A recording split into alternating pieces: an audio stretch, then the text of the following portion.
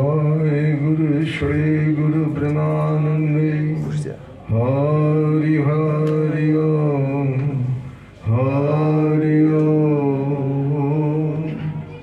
दयाल गुरु श्री गुरु प्रेमानंदे हरि हरि ओम हरि ओम। अखंड प्रेम महानंदे हरि हरि ओम हरि ओम। ओम ब्रह्मानंदं परम सुखदं केवलं ज्ञानमूर्ति द्वन्द्वातीतं गगनसदृशं तत्त्वमस्यादि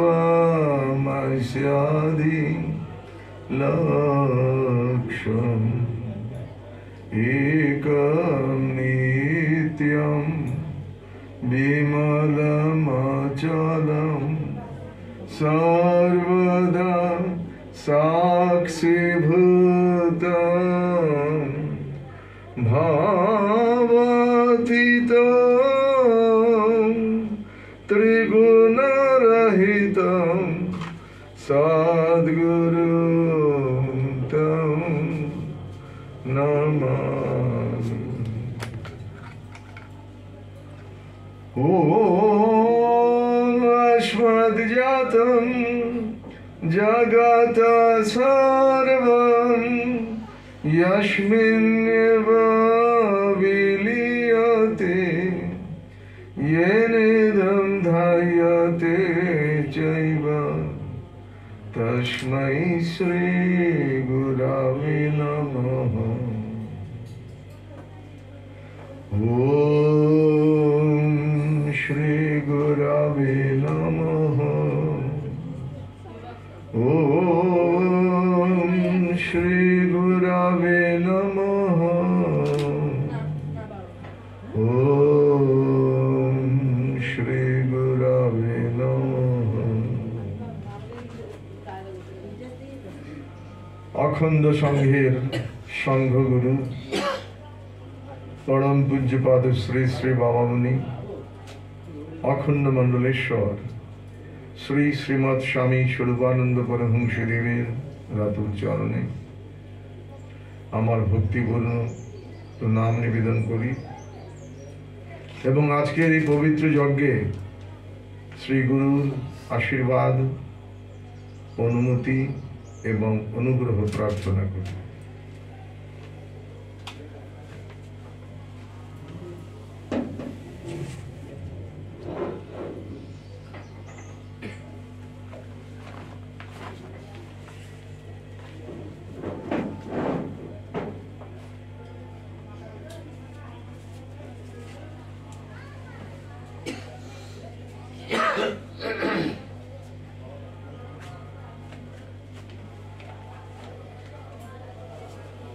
अखंड दीक्षा ग्रहण गुरुति भ्राता माता भगिनीगण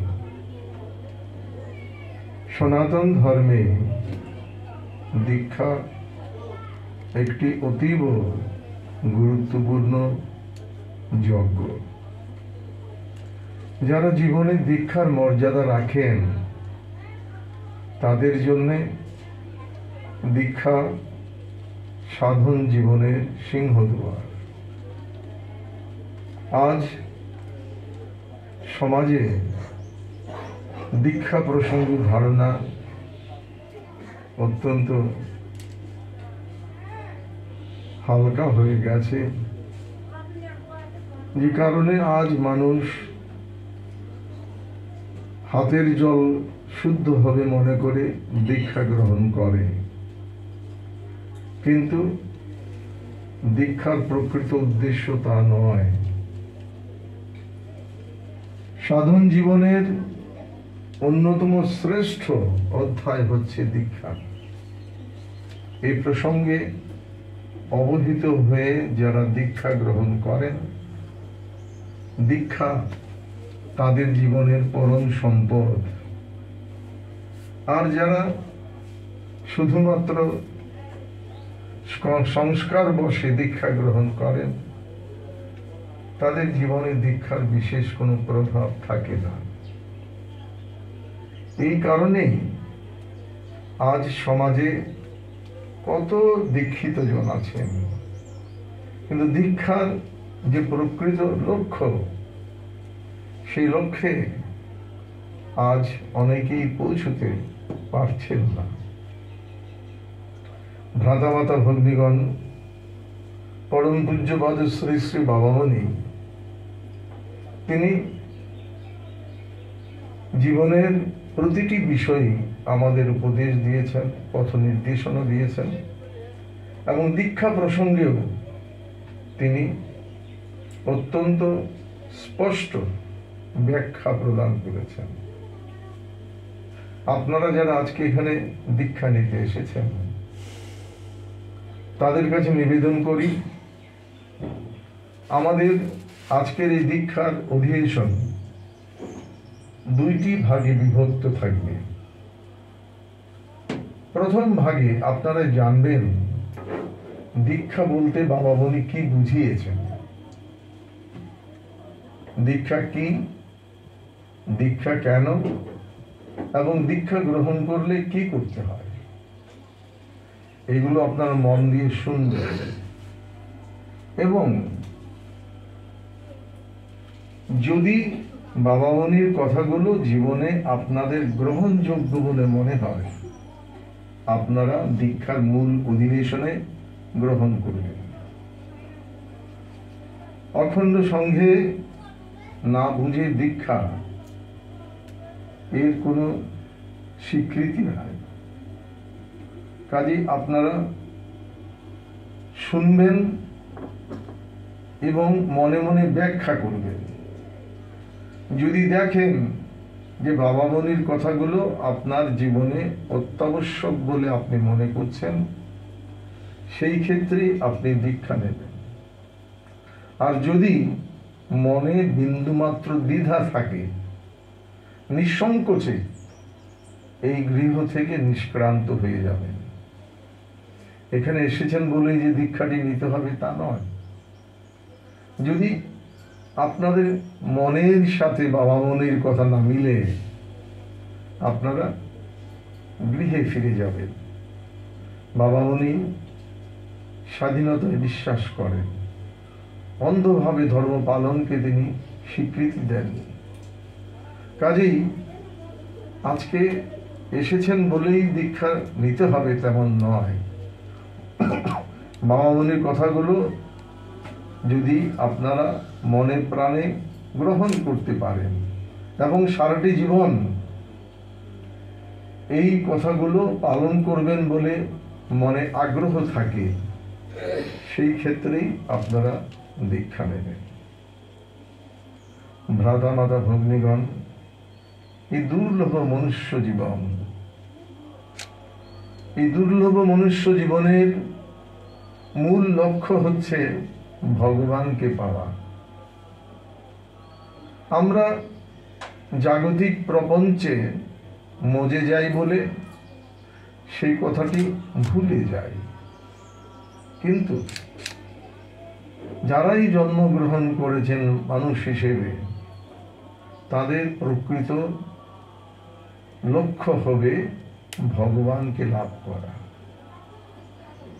ভগবানকে লাভ করার জন্য যার চিত্ত ব্যাকুল, তিনি যখন প্রতিজ্ঞা করেন এই জীবনে আমি ভগবানকে পাব, তার জন্য সাধন করব, এই যে সাধন করার প্রতিজ্ঞা, এইটি হচ্ছে দীক্ষা।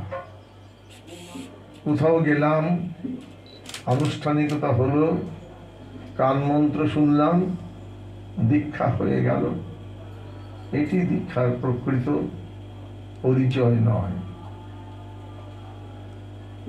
ভগবানকে আমাকে পেতে হবে, কিন্তু ভগবানকে কিভাবে পেতে হয় আমাদের মতো সাধারণ মানুষ তা জানে না। যারা জানেন সেই সত্যদর্শী গুরুগণ পথ দেখান। আমি আমার এই সসীম জীবনে গুরু নির্দেশিত পথে অব্যাধিচারিণী নিষ্ঠায়, মানে পূর্ণ নিষ্ঠা সহকারে সাধন করে ভগবানকে পাব, এই যে প্রতিজ্ঞা, এইটি হচ্ছে দীক্ষা। কাজেই ভ্রাতামাতা ভগ্নীগণ, অন্তরকে প্রশ্ন করতে হবে। বাবা মুনি যে পথ বলবেন সেই পথে আমি চলব, এছাড়া অন্য কোনো দিকে আমি দৃষ্টি দিব না। গুরুর পথে চলে সারাটি জীবন আমি ভগবানের সাধন করব, ভগবানকে পাব, এই যে আকাঙ্ক্ষা, এই যে প্রতিজ্ঞা, এটি হচ্ছে দীক্ষা। সুতরাং যাদের মনে ভগবানকে পাওয়ার আগ্রহ জাগে নাই এবং বাবা মুনি যে পথ দেখাবেন সেই পথেই ভগবানকে পাওয়া যাবে, এই বিশ্বাস যার নাই, তাদের জন্য আজকের দীক্ষা নয়। এখানে লোকলজ্জার বিষয় নয়, এটি বাস্তবতা। বাবা মুনির পথে বাবা মুনির নির্দেশ পালন করে আমি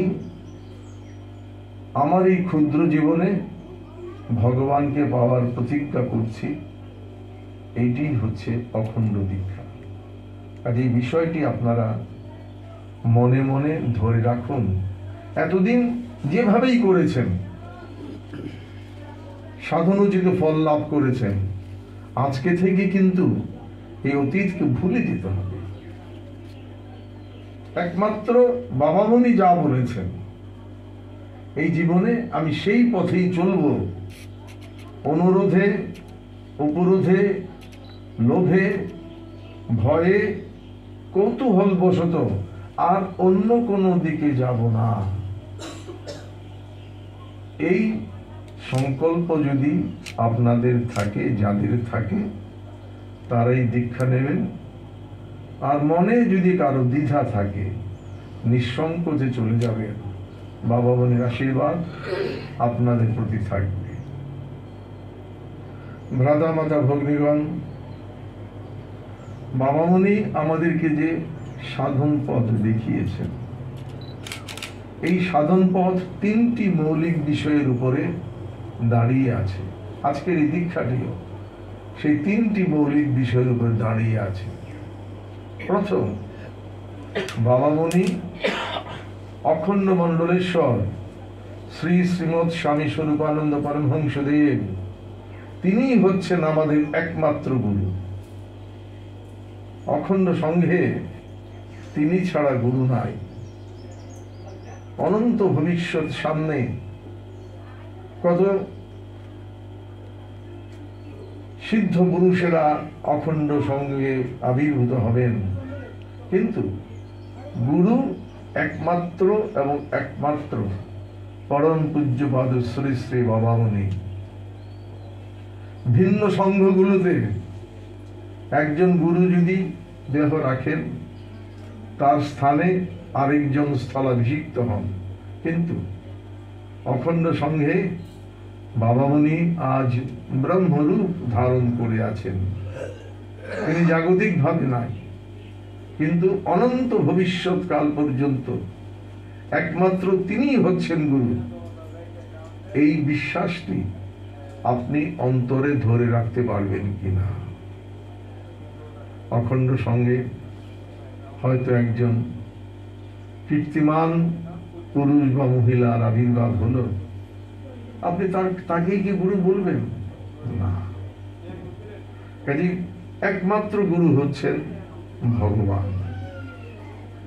দ্বিতীয়টি হচ্ছে, আমাদের সনাতনী শাস্ত্র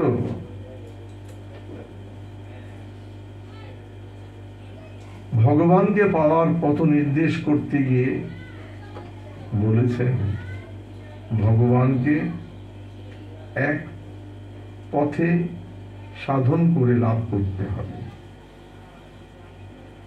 আমরা ঘরে ঘরে গীতা পড়ি, গীতাতে সব জায়গায় বলা হয়েছে তুমি এক পথে চলবে। সর্বধর্মান পরিত্যাজ্য মামেকং শরণং ব্রজ। গীতা পাঠ করে কিন্তু এই নির্দেশ পালন করে না। আজকে যারা দীক্ষা নিচ্ছেন তাদেরকে বাবা মনি কি বলছেন? সাধন জীবনে একনিষ্ঠা পরমারাধ্য শ্রী শ্রী বাবা মনির অলঙ্ঘ আধ্যাত্মিক নির্দেশ। তিনি বলেছেন ওঙ্কার হচ্ছেন সর্বমন্ত্রের সমন্বয়। জগতে যত মন্ত্র আছে সব মন্ত্র একত্র করলে যে মহাধ্বনি হয় তাই হচ্ছে ওঙ্কার। এজন্য ওঙ্কার মন্ত্রের নাম হচ্ছে অখণ্ড মন্ত্র। অখণ্ড মন্ত্র যে জপ করে জগতের সকল মন্ত্র তার জপ করা হয়ে যায়, কোনো মন্ত্রই জপ করার তার বাকি থাকে না। অতএব অখণ্ড মন্ত্রের যিনি সাধক তিনি অন্য কোনো মন্ত্রের দিকে মন দেবেন না। একলক্ষ হয়ে, একমনা হয়ে, একব্রত হয়ে তিনি শুধু অখণ্ড নামেরই সেবা করবেন। এতদিন কেউ হয়তো বলেছে এই মন্ত্র 50 বার জপ করো লাভ হবে, একজন বলেছে 100 বার জপ করো লাভ হবে। আমরা তার সমালোচনা করি না, কিন্তু অখণ্ড মন্ত্র বা অখণ্ড সাধন যখন গ্রহণ করলেন, এই ওঙ্কার নাম জপের সঙ্গে সঙ্গে কালী, কৃষ্ণ, শিব, দুর্গা, রাম আদি যত মন্ত্র আছে সব মন্ত্র জপ করা হয়ে যায় আলাদা করে, আর অন্য মন্ত্র জপ করতে হয় না।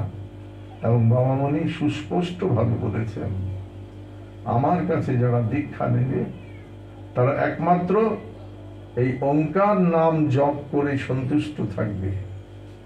এবার মনকে প্রশ্ন করুন, এতদিন তো কত উপলক্ষে কত নাম জপ করেছি, ওঙ্কারকে নিয়ে আমি সন্তুষ্ট থাকতে পারবো কিনা? যদি পারেন তবে দীক্ষা নেবেন, মনে যদি দ্বিধা থাকে চলে যাবেন। শ্রী শ্রী বাবা মনি আরো বলেছেন অখণ্ড বিগ্রহের বর্ণ শুভ্র, কারণ শ্বেতবর্ণ যেমন সকল বর্ণেরই সমন্বয়, অখণ্ড বিগ্রহ তেমন ব্রহ্মাণ্ডের সকল বিগ্রহের সমন্বয়। একমাত্র অখণ্ড বিগ্রহের পূজা হলে সকল বিগ্রহের পূজা হয়, কোনো বিগ্রহেরই পূজা আর বাকি থাকে না। অতএব অখণ্ড বিগ্রহের যিনি পূজক অন্য কোনো বিগ্রহের দিকে তিনি দৃষ্টি দেবেন না, লক্ষ্য দেবেন না। একচিত্ত, একপ্রাণ, একনিষ্ঠ হয়ে তিনি শুধু অখণ্ড বিগ্রহের পূজা করবেন। কালী পূজা করেছেন, প্রতি বছর কালী পূজা করেছি, আবার সেই সংস্কার আমাকে টানে, হ্যাঁ আমি ওঙ্কারেরই পূজা করব। এই ওঙ্কারের মধ্যেই কালী আছে, তিনি সেই পূজা নেবেন। কেউ হয়তো ভাবেন আমাদের পরিবারে বছর বছর বিষ্ণু পূজা হয়, আমি এই পূজাটা করব না। হ্যাঁ, ওঙ্কারের পূজা করেন, পরমানন্দে বিষ্ণু তৃপ্ত হবেন। এই বিষয়টা, এই সিদ্ধান্তটি বাবা মুনির নয়, এই সিদ্ধান্তটি সনাতন ধর্মে। ওম ইত্যেতৎ অক্ষরম ইদং সর্বং। যাকে তুমি কালী বলে মনে করেছো, যাকে তুমি কৃষ্ণ বলে মনে করেছো, যাকে তুমি বিষ্ণু বলে মনে করেছো, এই সবই হচ্ছেন এই ওঙ্কার। সেই পরম ধন বাবা মুনি আমাদেরকে এই অখণ্ড দীক্ষাকালে প্রদান করছেন। এই সকলকে এর মাঝে পাওয়া যায় বলে এই ওঙ্কারের পূজা করার পরে, ওঙ্কারের জপ করার পরে আলাদাভাবে আর কারো পূজা করার কোনো সুযোগ থাকে না। ভ্রাতামাতা ভগ্নীগণ, অখণ্ড দীক্ষা গ্রহণের পরে বাবা মনির এই যে নিশ্চিন্ত সিদ্ধান্ত যে ওঙ্কার পূজা করলে সকলকে পাচ্ছি, সেই সিদ্ধান্তকে জানার পরেও যে অন্য কোনো পথে পূজার অংশগ্রহণ করে তার আধ্যাত্মিক পাপ হয়। সুতরাং এতদিন 12 মাসে 13 পূজা করেছেন, ভালো করেছেন, কিন্তু অখণ্ড দীক্ষা গ্রহণের পরে আপনি আর অন্য কোনো পূজার সঙ্গে যুক্ত হবেন না। যত পূজা এই বিগ্রহের কাছেই দেবেন। এটা একটা সরল বিষয়। নৌকা ঘাটে কত নৌকা থাকে, কিন্তু নদী পেরোতে 2টি নৌকায় ওঠা যায় না, একটা নৌকাতে উঠতে হয়। কাজেই এই ছোট্ট জীবনে যদি ভগবানকে পেতে হয়, যে নামেরই সাধন করেন, একটি নামকে সাধন করতে হবে। 2 পথে যে যাবে সে ভগবানকে পাবে না। আর বাবামণি বলছেন, একটি পথেই যদি ধরো, সেই পথ ধরো যার মধ্যে সকলে আছে। কাজেই ওঙ্কারই হচ্ছে আমাদের একমাত্র আরাধ্য ধন। বাবামণি আমাদের একমাত্র গুরু, ওঙ্কার হচ্ছেন আমাদের একমাত্র আরাধ্য ধন। এবং তৃতীয় জিনিস দীক্ষা। আপনারা আজকে দীক্ষা নিচ্ছেন। প্রচলিত সংস্কার হচ্ছে গুরু কানে মন্ত্র শোনাবেন, শিষ্য শুনবেন। বাবামণি তো আজ ব্রহ্মরূপ লাভ করেছেন, তিনি তো শ্রীদেহে নেই। এখন দীক্ষা কিভাবে হবে? সীমাবদ্ধ দেহে যখন বাবামণি ছিলেন, তিনি এটা সুস্পষ্ট উপলব্ধি করেছিলেন যে একদিন তিনি থাকবেন না।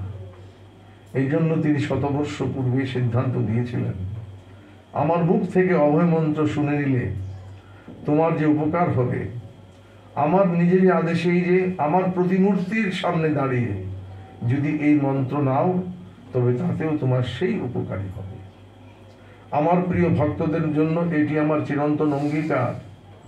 দেশকালের দ্বারা পরিচ্ছিন্ন এই সীমাবদ্ধ বদ্ধ থেকে আমি আমার অনন্ত অসীম সত্তাকে আমার প্রত্যেক অনুরাগী জনের নিকটে নিয়ে হাজির করতে পারছি না, যে সকলের কানে এই জড় রসনায় উচ্চারণ করে অখণ্ড নাম প্রবেশ করায়।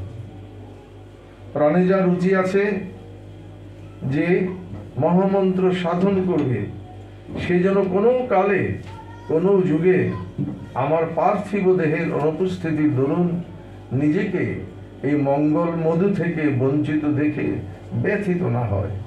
এই জন্য আমার নির্দেশ এই যে অখণ্ড মন্ত্র গ্রহণ করে সাধক জীবন গ্রহণের পক্ষে যখন প্রয়োজন উপস্থিত হবে, তখন আমার যে কোনো প্রতিমূর্তি বা প্রতিচিত্রই আমার পরিপূর্ণ প্রতিনিধি।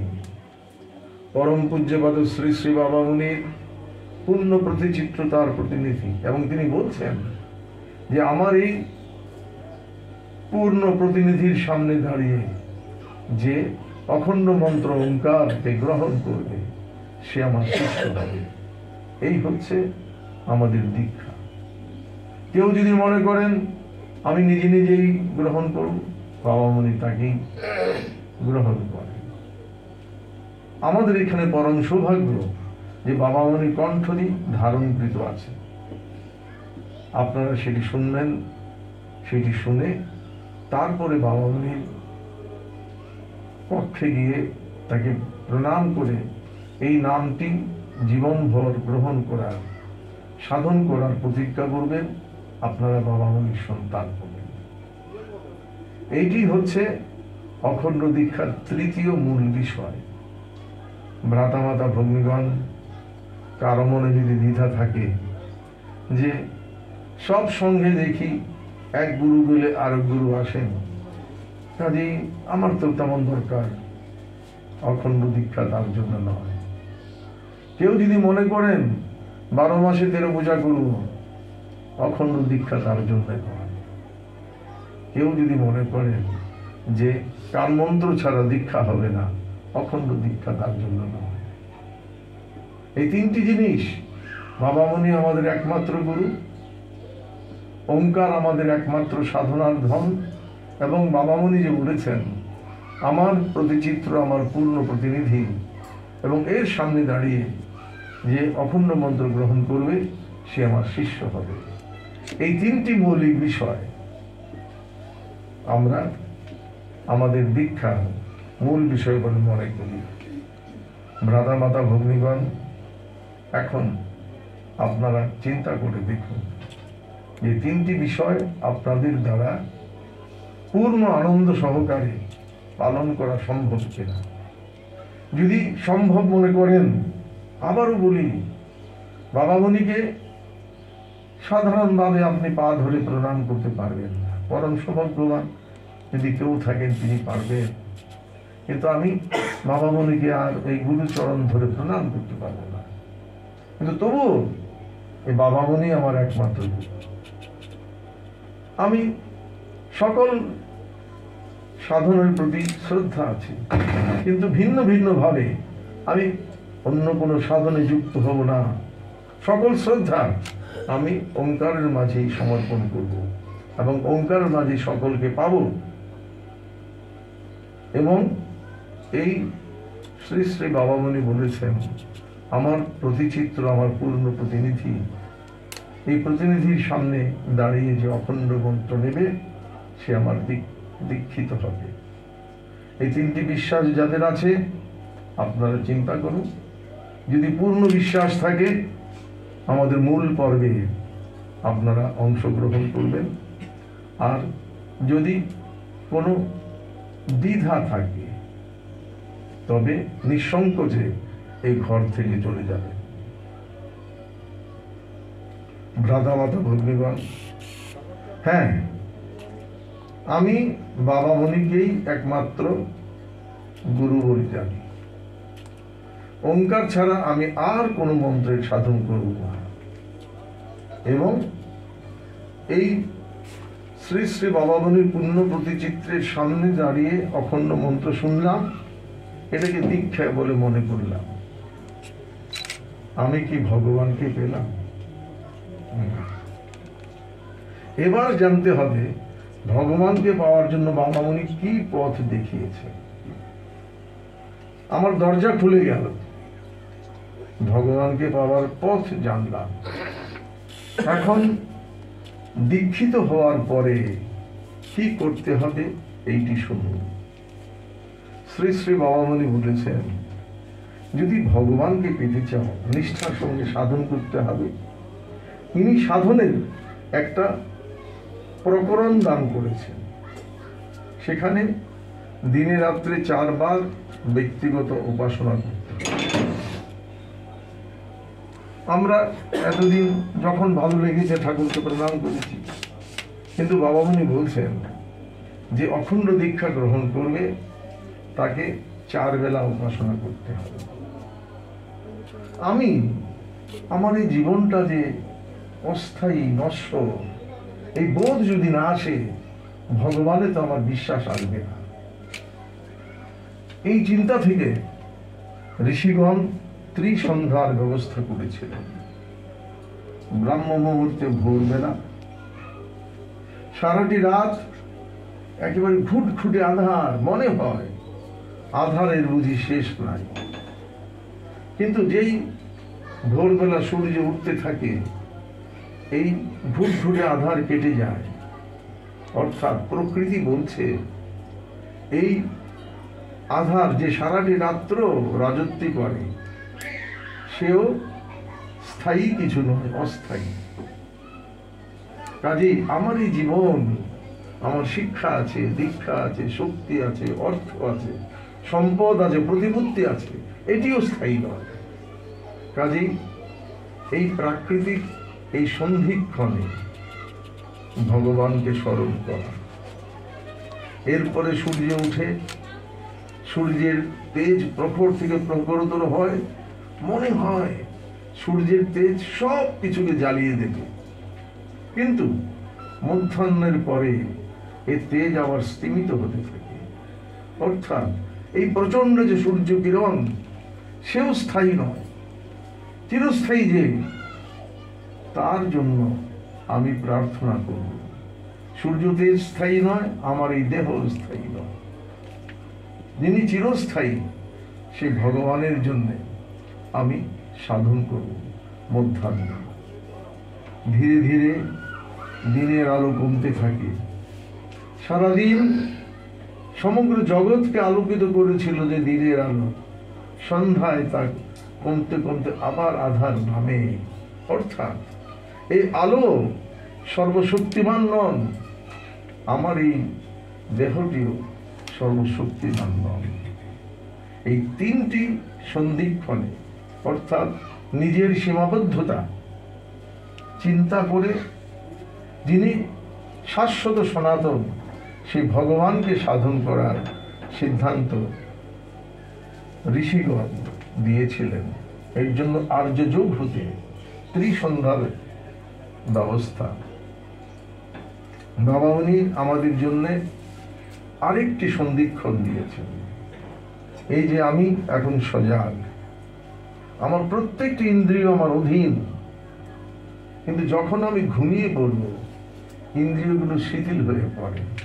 হাতটা কোথায় আছে, শ্বাস কিভাবে আসে, এগুলো আমার নিজের পুরো নিয়ন্ত্রণ থাকে না। বাবা মনি বলছেন এই যে সজাগ ইন্দ্রিয় আর নিদ্রিত ইন্দ্রিয় মধ্যে যে সন্ধিক্ষণ অর্থাৎ ঘুমাবার প্রাক্কালে আরেকবার ভগবানের তোমরা সাধন করো। তবে এই যে চতুর্থ সাধন সময়টি বাবা মনি দিয়েছেন তার একটি বিশেষত্ব আছে। ভোরে, মধ্যাহ্নে, সন্ধ্যায় আমরা যতক্ষণ নাম জপ করব নামের ফল পাব, কিন্তু রাত্রে ঘুমাবার আগে ঘুমাবার আগে উপাসনা করে ঘুমাতে ঘুমাতে নাম জপ করতে করতে যে ঘুমিয়ে যায়, ঘুমের মধ্যে বিনা চেষ্টায় তার নামের লহরী চলে। এইটি বাবা মনির একটা অসামান্য যৌগিক দান। বিনা চেষ্টায় ঘুমের মধ্যে নাম চলতে থাকে যদি রাত্রে ঘুমাবার আগে আমরা উপাসনা করি। সকালে, দুপুরে, সন্ধ্যায় এবং রাতে আমাদেরকে উপাসনা করতে হয়। শ্রী শ্রী বাবা মনি তিনি দীক্ষা দান করেই তার দায়িত্বটি শেষ করেন। তিনি বলছেন, আমি তোমাদের নিত্য সাথী, তোমাদের সুখে দুঃখে উত্থানে পতনে সর্বাবস্থায় আমি তোমাদের পাশে থাকি। এবং বলছেন আজ থেকে নাম সাধনার ব্রত নিলে তাতে কিন্তু দিনে রাতে 4 বার আমি ব্যাকুল হয়ে ছুটে আসব, এই প্রত্যাশায় যে তোমরা নাম সাধনার যজ্ঞবেদিতে বিনম্র হয়ে বসেছ। সেই সময়ে তোমরা যদি আমাকে মধুময় অখণ্ড নাম শোনাও, হৃদয় আমার স্নেহে প্রেমে পুলকে স্নিগ্ধ হয়ে যাবে। আর তোমরা যদি স্বেচ্ছায় গৃহীত এই ব্রতে উদাসীন থাকো, তবে মৌন মুখ বেদনা হতে হয়ে তোমাদের গৃহের সঞ্চাতনে কাল প্রতীক্ষায় আমি দাঁড়িয়ে থাকব।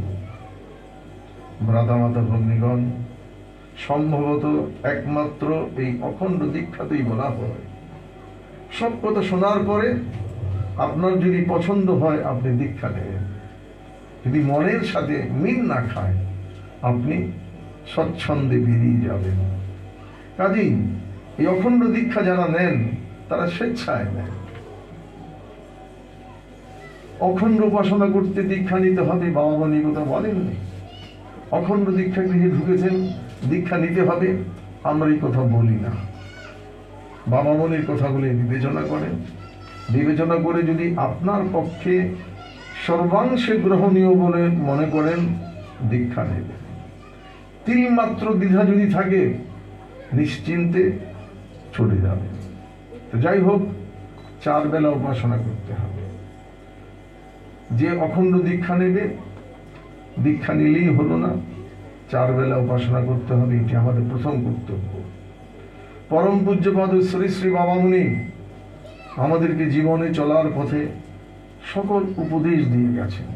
অখণ্ড সংহিতা, অখণ্ড সংহিতার মধ্যে জীবনের কোন পর্যায়ে কি করতে হবে, সুখে দুঃখে বিপদে আপদে কোন পথে চললে আমরা লক্ষ্য পথে যেতে পারবো, বাবা মনি সে কথা বলেছেন।